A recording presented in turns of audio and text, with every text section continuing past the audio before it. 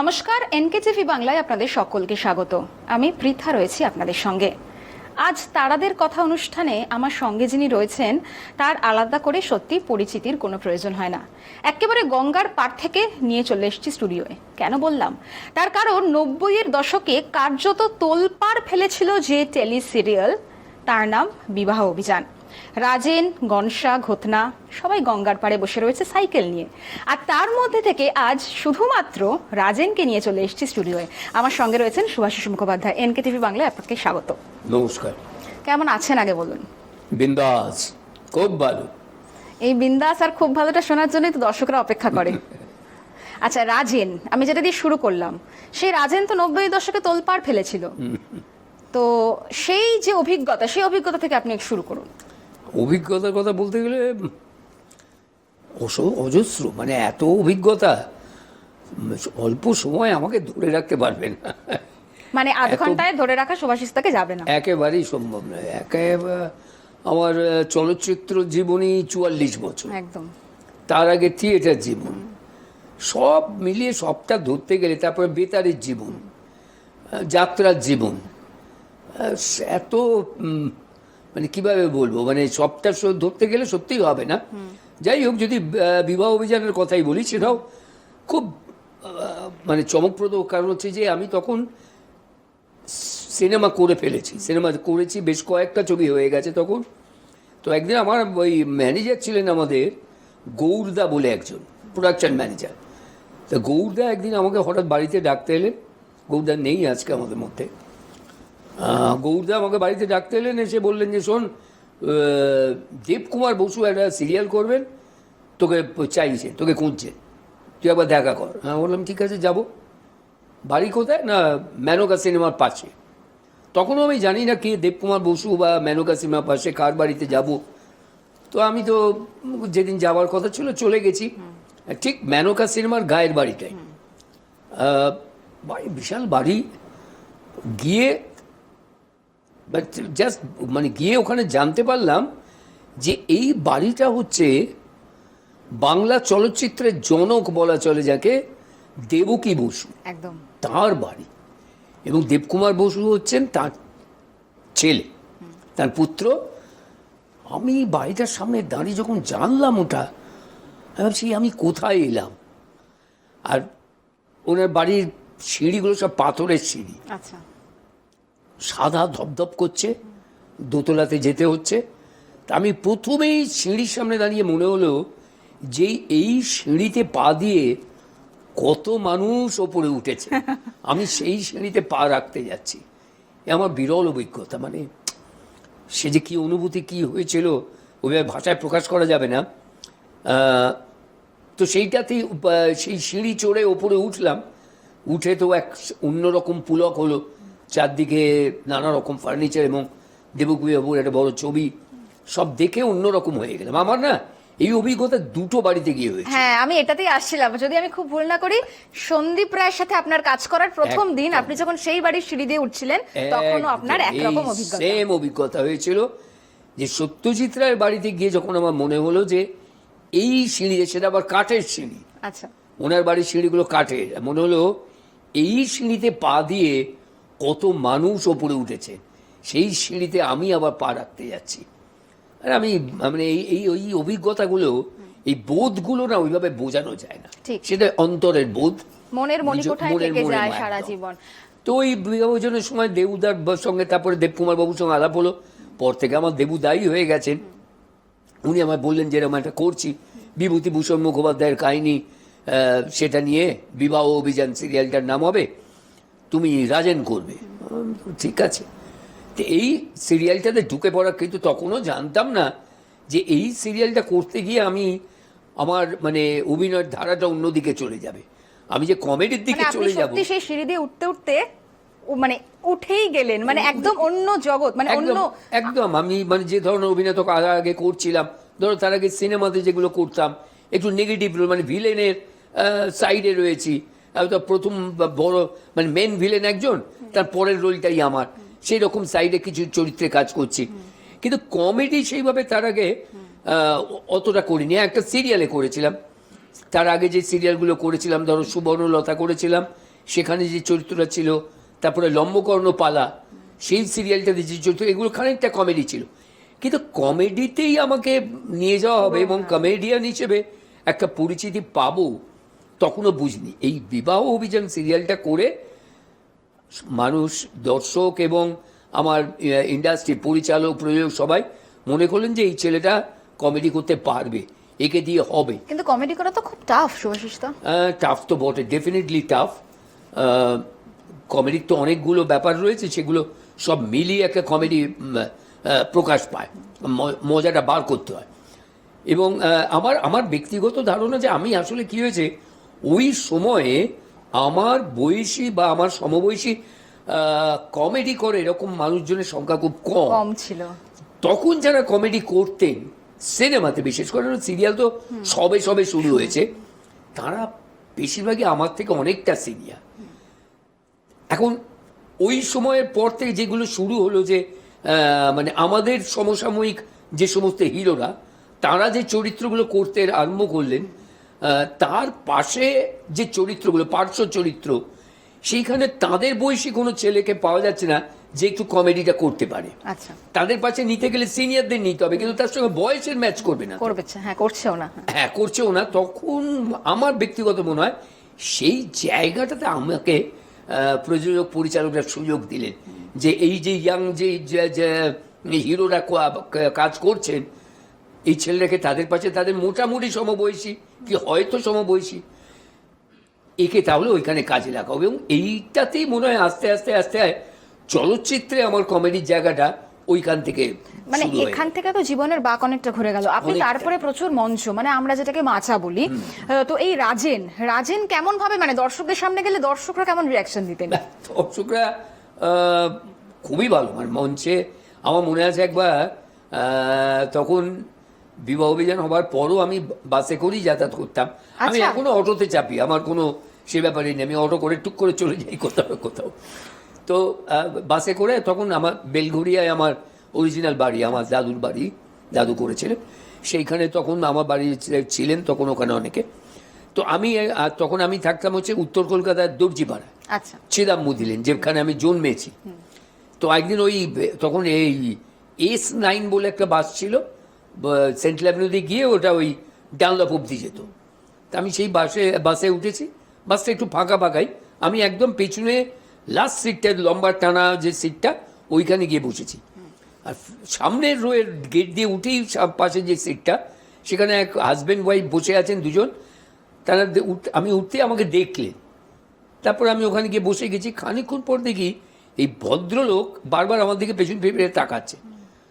তা আমিও তখন কি হয়, যা হয় অভিনেতা, বলছে আমি কি হনুরে, আমায় দেখছে রে, এরকম একটা ভাব হচ্ছে আমার, একটা নিজের বেশে হচ্ছে। তো হঠাৎ দেখি ভদ্রলোক উঠে আমার কাছে চলে এলেন, এসে আমার পাশের সিটটা ফাঁকা ছিল, উনি বসলেন। বসে আমায় বলছেন, আচ্ছা ভাই, আপনি রাজেন না? আমার চিনতে পেরেছি, কি আর বিরাট ব্যাপার। হ্যাঁ। ভদ্রলোক এইখান থেকে, ওই সামনের সিটে ওনার স্ত্রী বসেছিলেন, এখান থেকে চেঁচাচ্ছেন, দেখেছো আমি তোমাকে বললাম না ইনি রাজেন, দাও আমাকে টাকাটা দাও। টাকা দেবে বউ, কি ব্যাপার হলো? ওনার স্ত্রী। আমি না ওনার দিকে তাকিয়ে আছি, তো আমাকে আর কিছু বলতে হলো না, উনি বলেন, জানেন আমার সঙ্গে বাজি লড়েছে, আর 10 টাকা বাজি লড়েছে, আপনি রাজেন নয় বলছে। আমি বললাম হ্যাঁ উনি রাজেন, দাও টাকা দাও বলে উঠে বেরিয়ে চলে গেলেন, স্ত্রীর পাশে গিয়ে বসে পড়লেন। তো এইরকম অভিজ্ঞতা হয়েছে। আসলে রাজেন বাসে করে যাবে, তাও আবার S9-এ, এটা দর্শকরা ভাবতে পারেনি। তাও হতে পারে, কিন্তু ওই আর কি, মানে মানুষের ভালোবাসা পেয়েছি, আশীর্বাদ পেয়েছি দর্শকের, পরিচালক প্রযোজকদের পেয়েছি, তারপর আস্তে আস্তে চলতে থাকলো। কিন্তু আমি একটা বিষয়, আপনি ভাগ্যকে ভীষণ মানেন। খুব মানি, ভীষণ মানেন। সেই জায়গা থেকেই দেখো, ভাগ্যকে মানি তার কারণ আমার মনে হয় ইন্ডাস্ট্রি থেকে আমার থেকে ভালো অভিনেতা নেই। আমার সমবয়সী অনেক ভালো অভিনেতা থাকতে পারে, সবাই হয়তো পায়নি, আমি পেয়ে গেছি।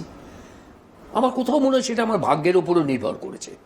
আমার থেকেও বেশি পরিশ্রম করে একজন অভিনেতা নিজেকে তৈরি করার চেষ্টা করেছেন, কিন্তু সামাও তিনি সেই জায়গাটা পেলেন না, কিন্তু আমি পেলাম। আমিও পরিশ্রম করেছি, কিন্তু তার মানে এই নয় যে আমি ছাড়া কি আর কেউ পরিশ্রম করেনি বা করে না। তাদের হয়তো সেই সুযোগটা হলো না, আমার হয়েছে। সেখানে আমার কখনো মানে মনে হয় যে আমার কপালও আমাকে সাথ দিয়েছে, আমার পরিশ্রম যেমন দিয়েছে আমার কপালও আমাকে সাথ দিয়েছে। আমি যেমন ধরো এইগুলোতে বিশ্বাস করি না, এরকম কিছু নেই, করি না। তার কারণ হচ্ছে ধরো আমাকে বলে দিল যে আমার হাতে লেখা রয়েছে, ওরে বাপরে তুমি মানে বিশাল কোটিপতি হবে, আমার কিন্তু লেখা আছে। আচ্ছা আমার যদি লেখাই থাকে তাহলে আমি বাড়িতে ঘুমোই না, এমনিই তো হবে, আমার তো লেখা আছে।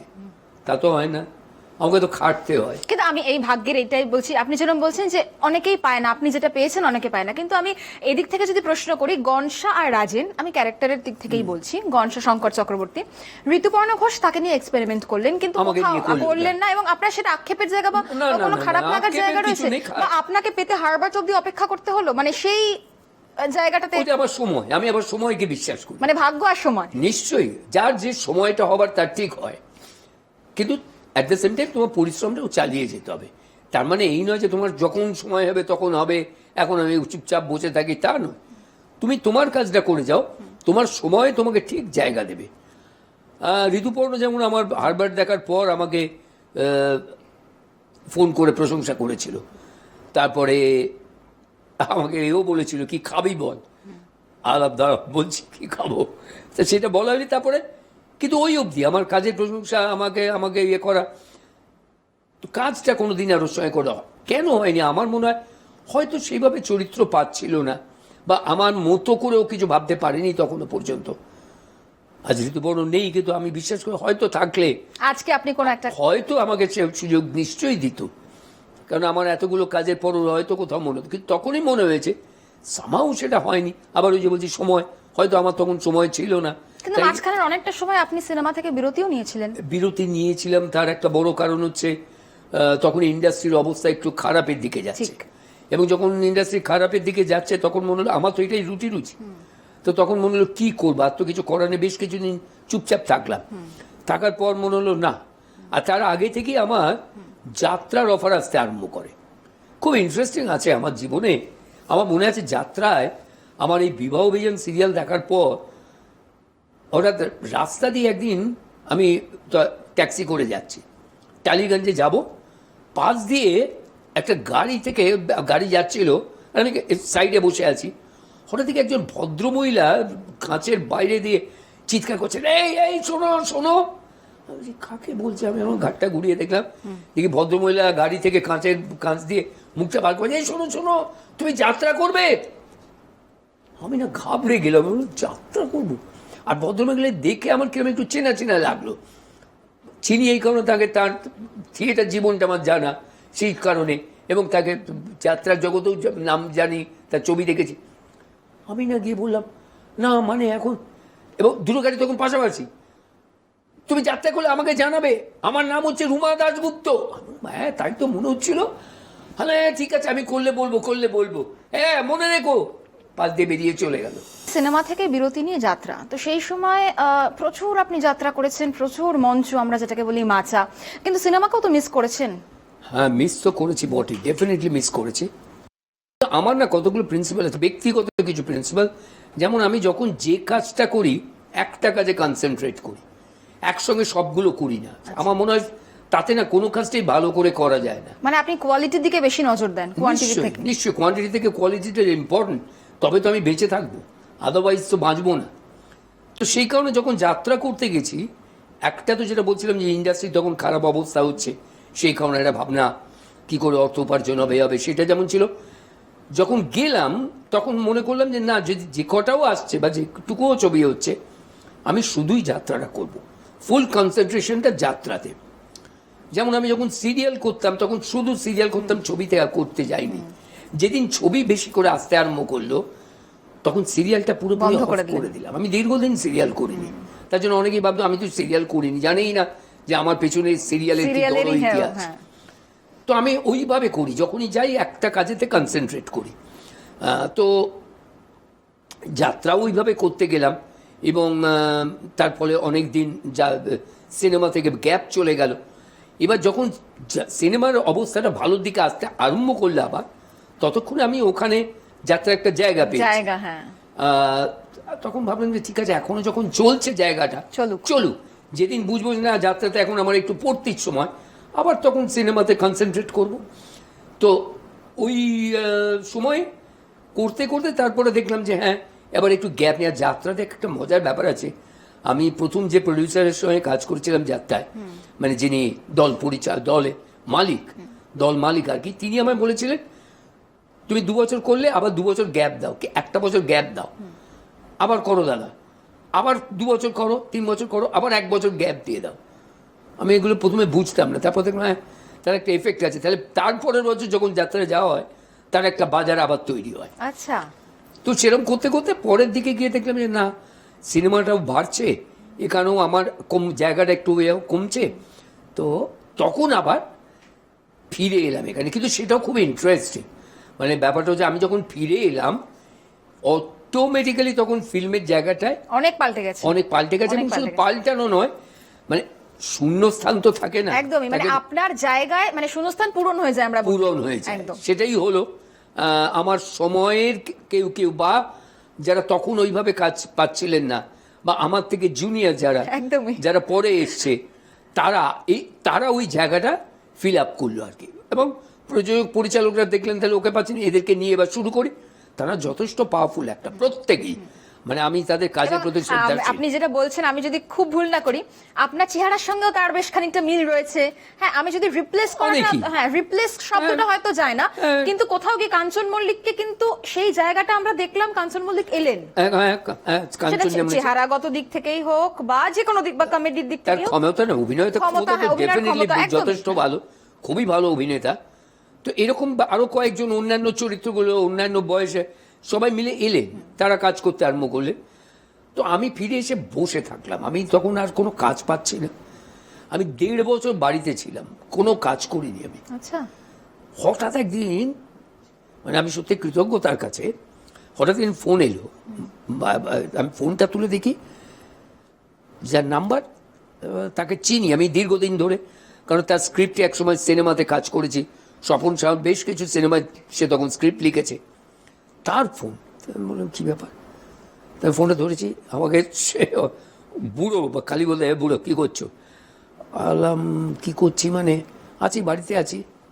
বাড়িতে বসে আছো? বললাম হ্যাঁ। কাজ করবে না? বললাম পেলে তো করবো।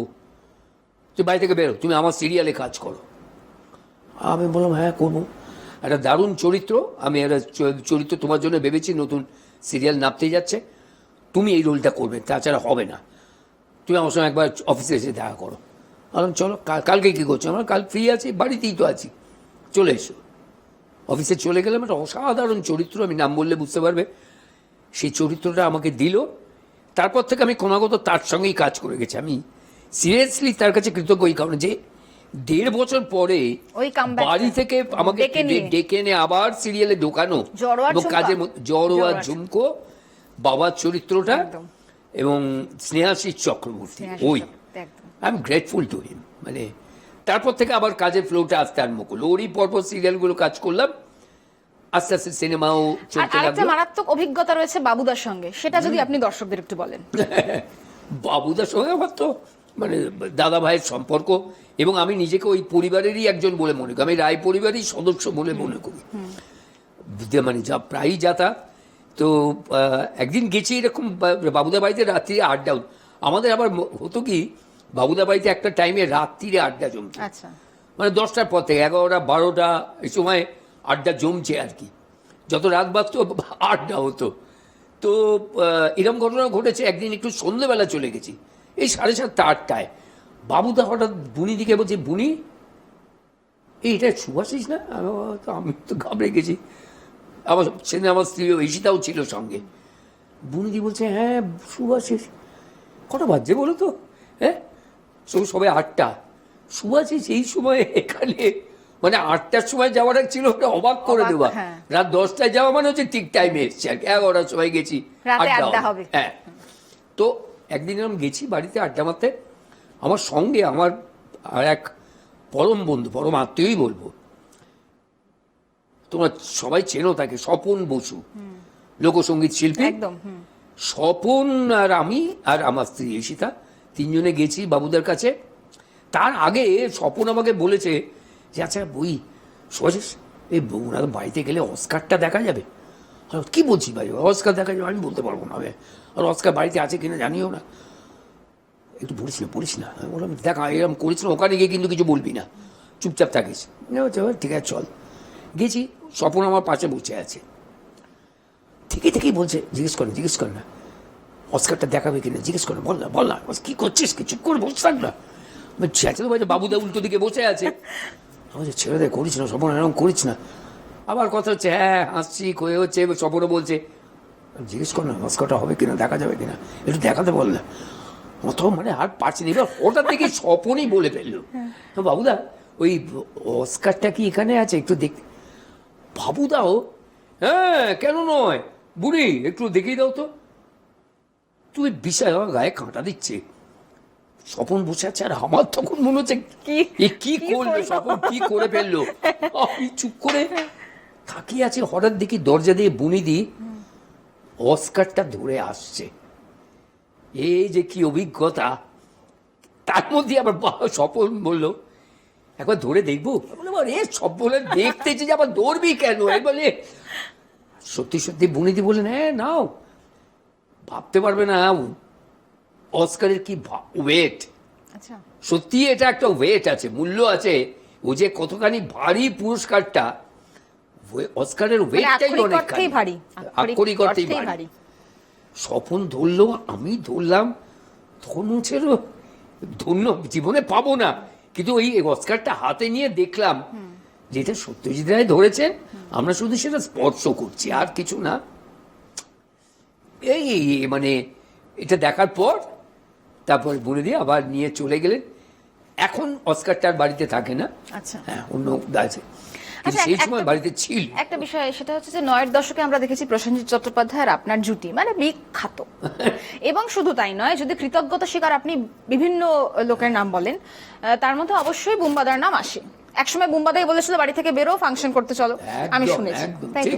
আচ্ছা, এবার এখন আর তাহলে এই জুটিকে আমরা দেখতে পাই না কেন? এই ছুটিটা ওই যে সময়ের ব্যাপার।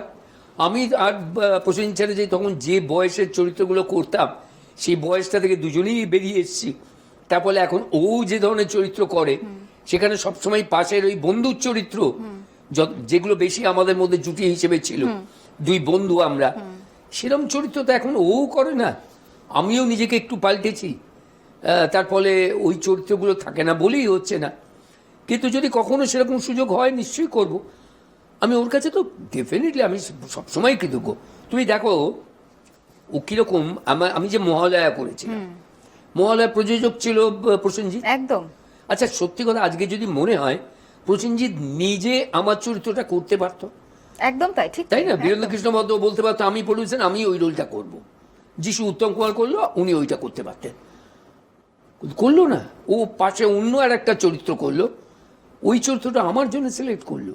এবং ডিরেক্টরের অবদানও আছে, সৌমিক ডিরেক্টর, ওর কাছেও আমি যে এই চরিত্রটা আমাকে ভেবেছিল, সেটা তো প্রডিউসার এগ্রিও করেছে। অ্যাজ এ প্রডিউসার প্রসেনজিৎ বলেছে না ঠিক আছে তোমার ইয়েটাই থাক, সুভাষিস করুক এই চরিত্রটা। তো এরকম অনেক কিছু আছে, ওর সঙ্গে অনেক কাহিনী, সব কাহিনী তো বলে শেষ করতে পারবো না। আরেকটা বিষয় আমার খুব জানার ইচ্ছে, সেটা হচ্ছে যে এই সময় ভাগ্য আমরা যদি একটু পাশে রাখি, তাহলে এখনকার যারা পরিচালক রয়েছেন তারা কি আপনাকে ঠিকমতো এই মুহূর্তে মানে বর্তমান সময় ঠিকমতো ব্যবহার করতে পারছে না? তার জন্য কি আফসোস, অভিমান কিছু বা রাগ কিছু হয় না? কিচ্ছু হয় না আমার, কোনোদিনই কোনো অভিমান, আফসোস, রাগ কিচ্ছু হয় না আমার। সবসময় আমি যা পেয়েছি সেটা অনেকেই তো পায় না। আমার খালি এইটা মনে হয় যে অনেকেই তো অনেক কিছু পায় না, আমি তো এইটুকুও পেয়েছি, সেটাও তো অনেকখানি। তো অভিমান, দুঃখ, রাগ কোনো কারণ নেই, আর কোনো লাভও নেই। আমার আর একটা ইন্টারেস্ট, কত জীবনের কাহিনী। আমার একজন ডিরেক্টরের সঙ্গে নাম বলবো না, নাম করা ডিরেক্টর, তখন সিরিয়ালে যথেষ্ট নাম, পরে তিনি জাতীয় পুরস্কারও পেয়েছেন সিনেমা করে। তার সঙ্গে একটা মনোমালিন্য হলো, আমি চুপচাপ বসে আছি, তার সঙ্গে কথাবার্তা বন্ধ পায়। তো তার যে প্রধান সহকারী পরিচালক ছিলেন, তিনি আমাকে একদিন ফোন করে বলছেন, তার সঙ্গে আমার বন্ধুত্বরই সম্পর্ক, ও যে সুভাষিস আমাকে, কী রে তুই ওর সঙ্গে কেন কথা বলছিস না? না আমি আর কথা বলবো না ওর সঙ্গে। তখন সে আমাকে একটা ভালো পরামর্শ দিয়েছে, আমি জীবনে বলবো না। আচ্ছা তুই তো কথা না বলে বসে আছিস, ওর কি তাতে কাজ বন্ধ হয়ে যাচ্ছে? ও কি চুপ করে বসে আছে? ও তো ওর কাজটা করে যাচ্ছে, তাহলে তুই কেন ওর সঙ্গে যোগাযোগ করছিস না? তো ও তোকে বলছে না, তুই তো একজন অভিনেতা। বললাম তাই তো। বলে তাহলে বেকার তুই তোর জায়গাটা নষ্ট করছিস, কথা বলো ওর সঙ্গে। তারপর আমি তার সঙ্গে ফোনে কথা বললাম, আবার সব ইজ হয়ে গেল, অ্যাট ইজ। আবার তার সঙ্গে এখন খুবই বন্ধুত্বের সম্পর্ক তার সঙ্গে। কোনো স্বপ্নের চরিত্র আছে যেটা এখনো ইচ্ছা করে করতে? সব চরিত্রই স্বপ্নের চরিত্র, আমি যা যা করেছি মানে যেটা সবই করা হয়নি এখনো, সেরকম ভাবে আলাদা করে বলার মতো কিছু নেই। ভালো চরিত্র করতে চাই, আমার যেটুকু ক্ষমতা আমি সেটা আমার দর্শকদের কাছে নিয়ে আসতে চাই। নানা রকমের চরিত্র, আমার বিভিন্ন ধরনের চরিত্র করতে ভালো লাগে। পার্টিকুলার একটা ধরনের চরিত্র যে সারা জীবন করে যাব সেটা মনে হয় না, পেলে করি হয়তো, কিন্তু নানা রকম চরিত্র যে কোনো ধরনের। আচ্ছা, আপনার মতে এই মুহূর্তে বাংলা ছবির ভবিষ্যৎ কি? যখন আমরা এতবার বলি সিঙ্গেল স্ক্রিন বন্ধ হয়ে যাচ্ছে, বাংলা ছবি দেখার দর্শক নেই, আপনি কি মনে করেন এটা খামতিটা কোথায়? মানে কেন হচ্ছে না? সেটা শুধুমাত্র ওটিটি, শুধুমাত্র মোবাইল ফোন, এটাই কি, নাকি অন্য কোনো কারণ রয়েছে? সাবজেক্ট, ছবি ভালো হলে দর্শক সিনেমা হলে গিয়ে ছবি দেখেন, সেটা এখনো প্রমাণিত। বিষয়ের যদি ভালো হয়, তার ছবির মেকিং যদি ভালো হয়, তাহলে ডেফিনেটলি দর্শক হলে গিয়ে দেখবেন, তার প্রমাণও রয়েছে সেই ধরনের। আর তার পাশাপাশি এখন এগুলো নতুন যেগুলো আসছে, ওটিটি বলো যাই বল, একটা সময় ওগুলো তার একটা বুম থাকে, পরে আবার সেটা পড়তে থাকে। কিন্তু সিনেমা, তুমি বিদেশেও দেখো, হলিউডেও দেখো, সিনেমা কিন্তু রয়েছে। তাদের এত টেকনিক্যালি উন্নতির পরে, সাইডে ওটিটি নানা রকম কিছুর পরেও সিনেমা কিন্তু তৈরি হচ্ছে, এখানেও হচ্ছে। আর নতুন প্রজন্মের মধ্যে কৌতুক অভিনেতা মানে দেখতে পান? নিশ্চয়ই আছে তো, অনেকেই কাজ করছেন, অনেকেই কাজ করছেন, প্রত্যেকেই ভালো কাজ করেন, প্রত্যেকে ভালো অভিনেতা। ভালো অভিনেতা না হলে টিকে থাকা সম্ভব নয়। আর এখন তো যা মানে কম্পিটিশন, এক্স্যাক্টলি, তাকে মানে কাজ করতে গেলে, তাকে টিকে থাকতে গেলে ভালো অভিনেতা হতে হবে এবং সর্বোপরি ভালো মানুষ হতে হবে। আর হাসানোটা তো ভীষণ কঠিন ব্যাপার। তো আপনি নতুন প্রজন্ম যারা কাজ করতে চাইছে এখন, কিছুদিন আগে তনিমা দিয়েছিলেন স্টুডিও, তিনি বলছিলেন যে হাসানোটা খুব কঠিন কাজ, আর এখন যারা অভিনয় করছেন তাদের অনেকের মধ্যে প্রশিক্ষণের খুব অভাব। মানে আপনারা থিয়েটার থেকে এসছেন, এখন অনেক বেশি ইজি হয়ে গেছে। তো সেই জায়গায় আমি শেষ প্রশ্ন, নতুন প্রজন্ম যারা কাজ করছে, যারা কাজ করতে চাইছে, যাদের কাছে আপনারা ইন্সপিরেশন, তাদেরকে ছোট্ট কিছু টিপস বলতে, আমি সবসময় যখন কেউ আসে কথা বলে আমি বলি থিয়েটার করো, থিয়েটারটা আগে করো। থিয়েটার করলে তোমার বেসটা তৈরি হবে, সেইখান থেকে তুমি তারপরে অন্য জায়গায় যাও। তুমি এসে ছবি করব, সিরিয়াল করব, এইটা মাথায় নিলে, আর সিরিয়াল বেশি করে তৈরি হওয়া যায় না, দুদিন পরে গেঁজে যাবে। ও তো অভিনয়, প্রথম কথা সিরিয়ালে তো অভিনয় শেখার কোনো জায়গা নেই। তুমি পার্ট মুখস্থ করো, উগড়ে দাও, কাজ করো, যতদিন তুমি পারবে করবে, তারপর তোমায় কেউ পুছবেও না, কিছু হবে না। কিন্তু তুমি থিয়েটারটা করে যাও, তাহলে তোমার একটা জায়গা থাকবে, তুমি নিজেকেও সেইভাবে ফ্লারিশ করতে পারবে, ডেভেলপ করতে পারবে, তুমি চরিত্র নিয়ে ভাবনা চিন্তা করতে পারবে। একটা সিরিয়াসনেস থাকে থিয়েটার করলে। আমি যারা সিরিয়ালকে কাউকে ছোট করছি না, কিন্তু খারাপ লাগে সিরিয়াল যারা শুধুই সিরিয়াল করতে আসে, এত অন্য ব্যাপারে ব্যস্ত থাকে না, মোবাইলে ব্যস্ত হয়ে পড়ে, খানিক পরে তারা মানে এই আজকে অমুক জায়গা থেকে কি আনাবো, ওখান থেকে কি আনাবো, এইগুলোতে ব্যস্ত হয়ে পড়ে, কাজের মধ্যে মনোসংযোগ করে না। এইটা আমার কাছে খারাপ লাগে। শুভাশিস দা, আজকে আমাদের সময় একদম শেষ, অনেক অজানা কথা রয়ে গেল, তার জন্য হয়তো আমাদের আরো একটা এপিসোডের প্রয়োজন। শুভাশিস মুখার্জি, তিনি খুব ভালো থাকুক, সুস্থ থাকুক, এটাই আমাদের পক্ষ থেকে তার কাছে একমাত্র কামনা। আপনারা দেখতে থাকুন NK TV বাংলা।